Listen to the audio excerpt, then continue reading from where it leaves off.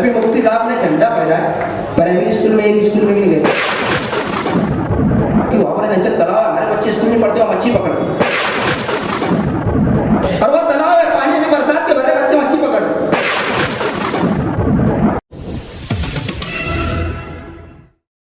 बच्चे ना primary school में हमने डालने डर लगा कि वहां पर ऐसे तालाब है, हमारे बच्चे स्कूल में पढ़ते हो मच्छी पकड़ते, कितनी गंदगी वहां, और वो तालाब है पानी में बरसात के भरे बच्चे मच्छी पकड़ते। मैं कई स्कूलों में विजिट किया और देखा, हमारे आमदार साहब ने कोई स्कूल में जाके प्राइमरी स्कूल में पूछे नहीं क्या बेटा ये पांचवी में ये बताना, तेरा अब्बा का नाम लिख के बता दे तुझे, उसके अब्बा का भी नाम आता वो बच्चे को, पांचवी वाले बच्चे। ये हमारे शहर के हालात है।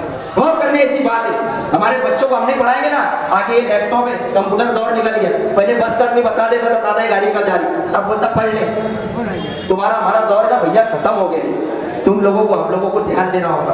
आज 20,000 30,000 50,000 कई गरीब माँ बाप जो है ना अपने बच्चों को स्कूलों में नहीं डालते भैया, कसम से मैं मेरे जैसा आदमी कारोबारी आदमी ना 20 हिस्सों में देता हूँ, कितने हिस्सों में देता हूँ मेरे जैसा, और कमजोर माँ बाप क्या करेंगे, मैं जानते 30,000 कहाँ से लाऊं, प्राइमरी में 5वीं तक के पढ़ा, कुछ नहीं आता, वापिस स्कूल में जाता हूँ। क्यों? हमारी मजबूरी हो जाती है कि हम लोगों को हमारे बच्चों को पढ़ने के लिए कई अच्छी जगह नहीं।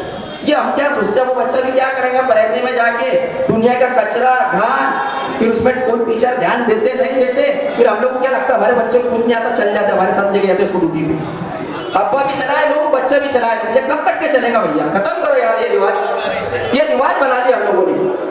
मैं जो करता था मेरा बच्चा वो करेगा, अरे भैया मैं कभी अनपढ़ है ना मेरा बच्चा डॉक्टर होना चाहिए, मैं अनपढ़ है ना मेरा बच्चा टीचर होना चाहिए, मैं अनपढ़ है ना मेरा बच्चा आलिम हफीज होना चाहिए। ये हमारा शहर है, मस्जिद और मीनारों का शहर है, लेकिन ये शहर को तबाह कर दे रहे लोग। ये तुम्हारी हमारी गलती है।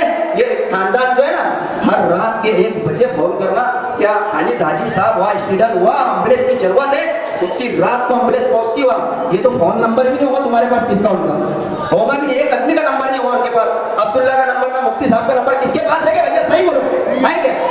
है नहीं होगा, और ना फोन उठाएंगे।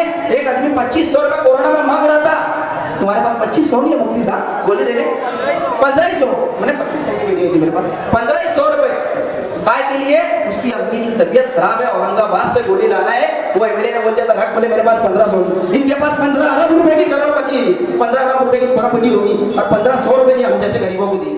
और ये परिवार क्या चल जाओ, कभी तुमने 10,000 का मसला लेके ना 5 भी तो मिल ही जाते, दवा खाना हो या शादी हो या पियो, सही बोलो भैया। और इनके तो कोई चाहता भी नहीं, क्यों मालूम है, ये 1000 रुपए उल्टा अपने से ले लेंगे, बोलेंगे यार तू दे दे, आज तेरे तरफ पॉइंट, डर हम लोगों को सताना। तो दोस्तों आने वाला वक्त हमारे नौजवानों को समझाना है, और हम लोगों को शेख आसिफ साहब का भरपूर साथ देकर उन्हें कामयाब करना है।